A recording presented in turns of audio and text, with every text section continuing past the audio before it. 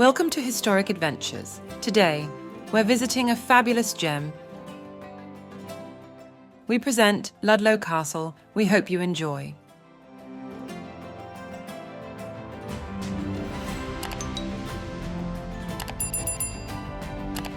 In 1522, the Outer Bailey, including the Porter's Lodge and the prison, was constructed. These structures would later become known as the Pembroke Buildings, named after William Herbert, the Earl of Pembroke, who served as Lord President during that era. Of particular interest is the intricately carved gargoyle rainspout that juts from the prison walls.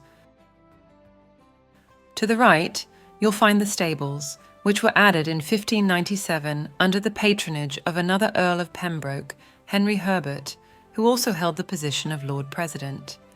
The stables were built at a cost of approximately £74.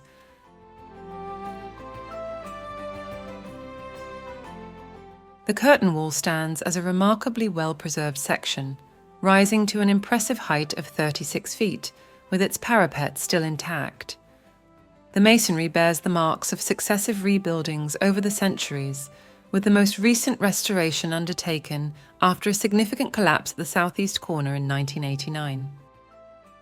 During our visit, we couldn't access the chapel interior due to being locked off, but the Chapel of St. Peter was built by Roger Mortimer, who died in 1330, in commemoration of his dramatic escape from the Tower of London on St. Peter's Day, June 29, 1324.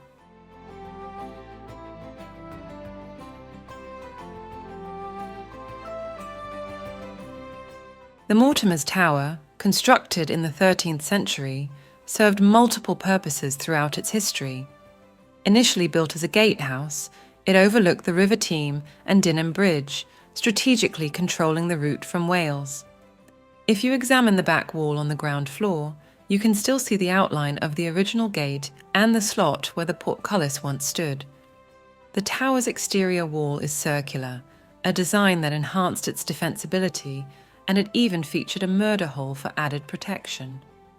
By the 16th century, the tower had been repurposed as a storeroom for the records of the council in the Marches, with the chambers made comfortable for clerks to live and work in.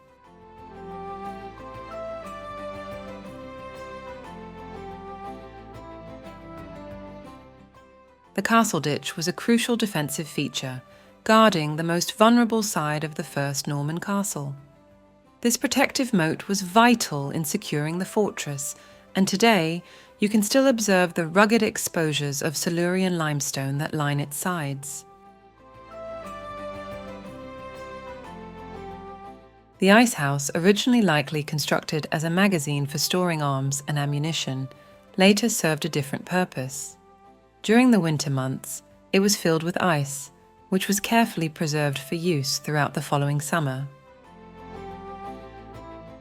The arched entrance reveals the evolution of the castle's defences over time. The upper, broader arch was cut through the curtain wall in the late 12th century, while the lower, narrower arch, now serving as the entrance to the Inner Bailey, was added in the 14th century. The keep originally served as the entrance tower to the castle's gatehouse in the 12th century. It was later expanded and heightened to create a series of grand, lofty apartments. By the early 13th century, this corner of the Inner Bailey was enclosed by walls, adding to its fortifications. The larger hall on the first floor featured a lobby with doorways leading directly to the battlements on either side. In the 15th century, the keep underwent further modifications, including the addition of another floor at the upper level. The central front of the keep was rebuilt with new windows on each floor, and fireplaces replaced the open hearths that once occupied the center of the rooms. New staircases were constructed, with the original ones being blocked off, and even the basement received an additional floor. The judges' lodgings consist of a 3-story block built against the original Norman curtain wall, with its distinctive gables rising above the fortifications. These lodgings were likely constructed by Sir Henry Sidney before 1581, adding a notable architectural feature to the castle's landscape. His records mention large windows and their glazing, some of which are still visible from the Outer Bailey, though they have since been blocked up.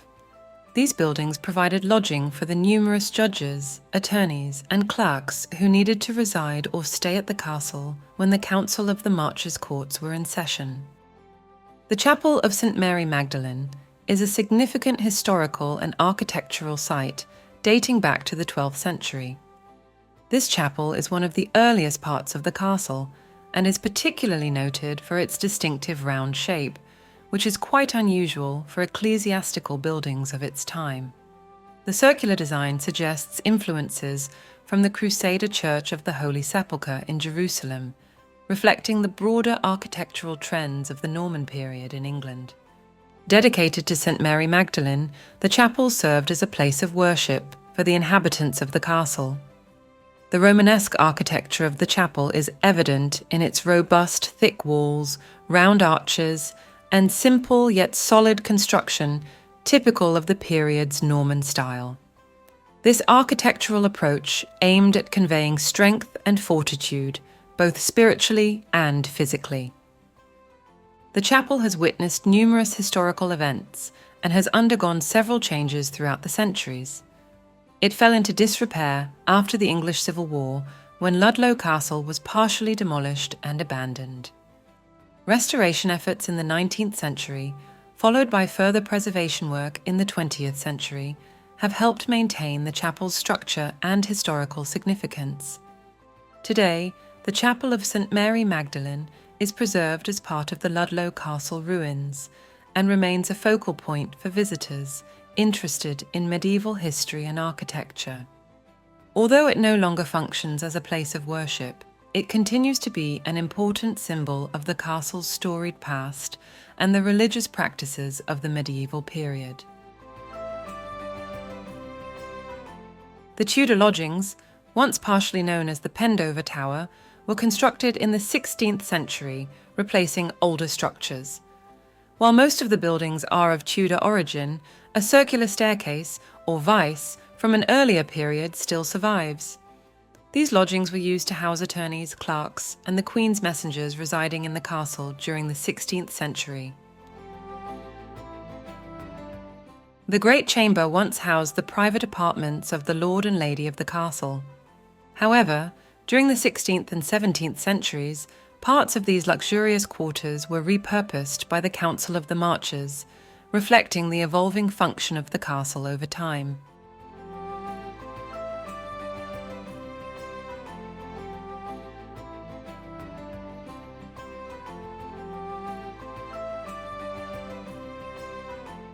The Great Hall at the castle is one of the most significant and historically important parts of the castle, reflecting its role as a centre of political, social, and judicial life during the medieval and Tudor periods.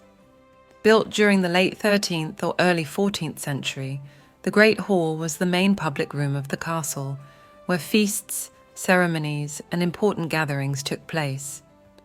Architecturally, the Great Hall was designed to be both impressive and functional. It is a large rectangular room with high ceilings, large windows, and a grand fireplace, features typical of medieval great halls intended to showcase the wealth and status of the lord of the castle. The room would have been decorated with tapestries, and its large windows would have allowed for significant natural light, enhancing the hall's grandeur. The Great Hall played a central role in the life of the castle, particularly when the castle served as the administrative centre for the Council of the Marches. This council was established in the late 15th century by Edward IV to govern Wales and the border counties, and Ludlow Castle became its headquarters. The hall was where the council met, and it also hosted important visitors, including members of the royal family. In the Tudor period, the Great Hall gained additional significance as the castle became the residence of the Prince of Wales and his household. Prince Arthur, the elder brother of Henry VIII, lived at the castle with his bride, Catherine of Aragon, for a time before his untimely death in 1502.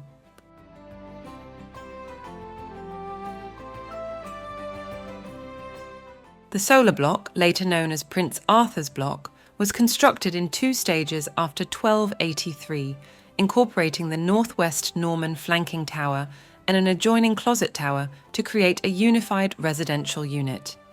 This late 13th century building features several fine original fireplaces and windows, though some of the windows were replaced during the Tudor period.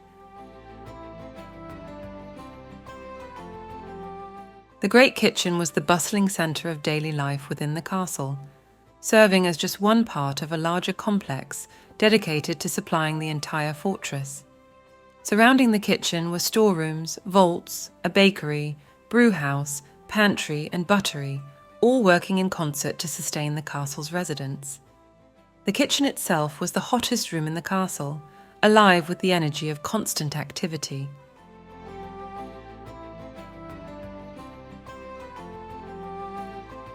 The well is believed to date back to the early days of the castle's construction, which began in the late 11th century. Its presence indicates the importance of self-sufficiency within the castle walls.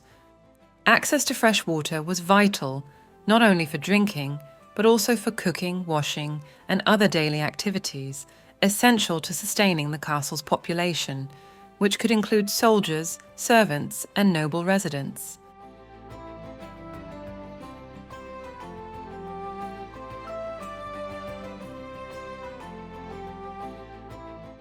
Ludlow Castle is first mentioned by chroniclers in 1138, though its exact date of origin remains uncertain. The architecture suggests that the curtain wall of the inner bailey, along with its flanking towers and parts of the gatehouse, keep likely date from the late 11th century. Ludlow was strategically located on the edge of the important manor of Stanton, which had been held by the de Lacy family since 1066. The site offered a level building surface, with steep slopes to the north and west, making it an ideal defensive position. The nearby rivers Teme and Corve provided additional protection. The castle was constructed primarily from chunky Silurian limestone quarried on site. It was one of several Norman castles built along the marches to pacify the countryside and resist the unconquered Welsh. The de Lacy family and their heirs held the lordship until the late 13th century. However, during the civil wars of King Stephen's reign, the castle was held by their enemy, Joyce Dinan.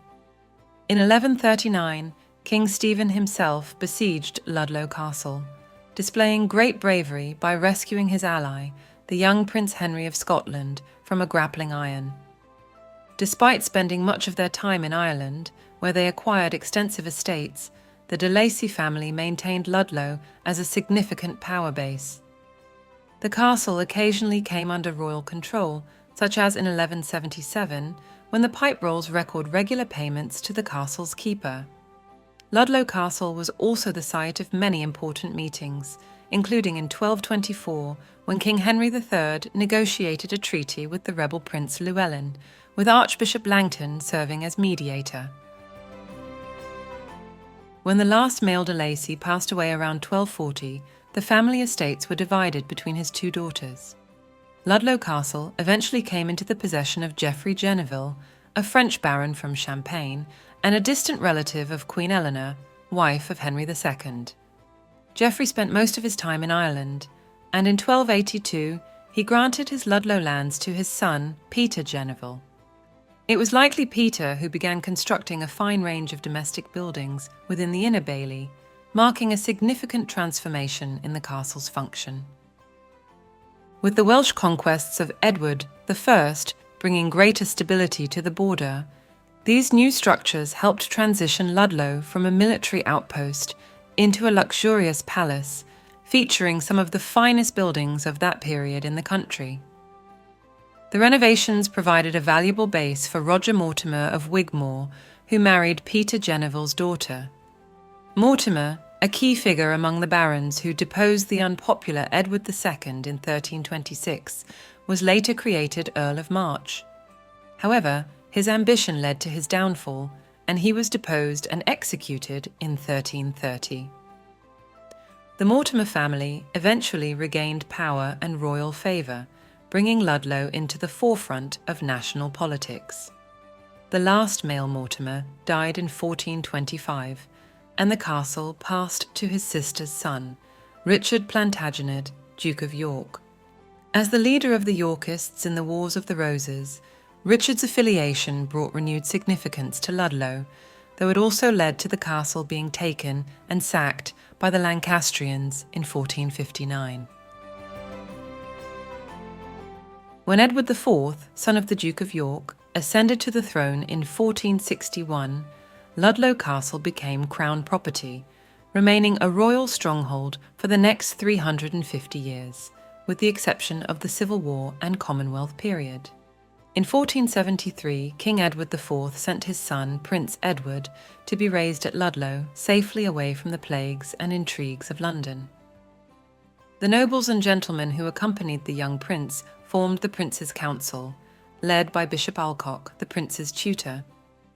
Over time, this council began to assume responsibility for governing Wales and the border counties, although its influence remained limited until the 1530s. The authority of the Council of the Marches significantly increased after 1534, when Bishop Rowland Lee was appointed Lord President. Lee enforced the law with such rigour that it was said all the thieves in Wales quaked for fear.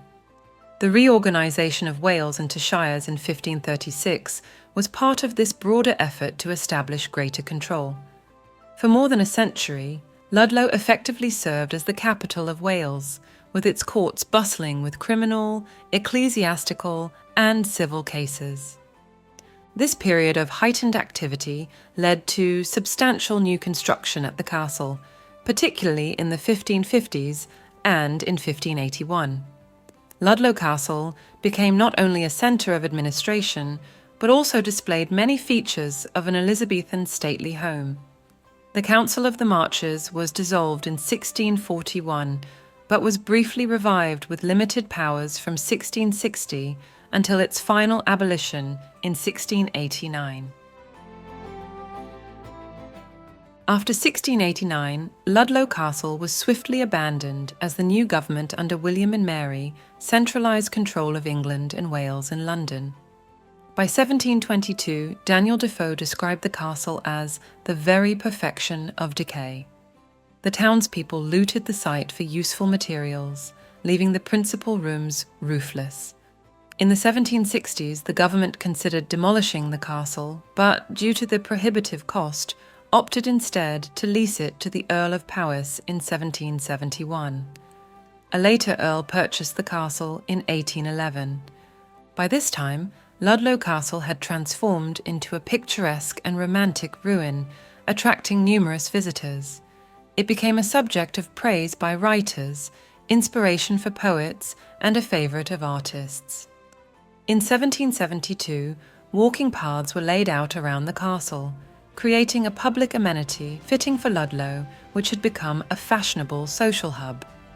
Since 1811, the careful stewardship of successive Earls of Powys and their agents has halted further decline. In recent years, grants from English Heritage have facilitated important repair work, and today, over 100,000 visitors explore the castle each year. We hope this video was informative and brought value. Please don't forget to leave us a like and drop us a comment, and please consider subscribing for more content like this. Thank you, and until next time, see you soon.